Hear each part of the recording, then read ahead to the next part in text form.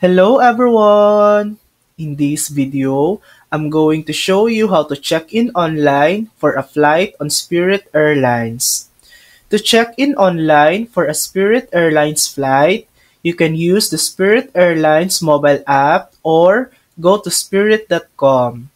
Online check-in opens 24 hours before your flight and closes 1 hour before departure. First, download the Spirit Airlines app or visit spirit.com. Once you're on the home page, click Check-in at the top. Scroll down and enter your last name and confirmation code to pull up your reservation. Follow the on-screen prompts to finish checking in.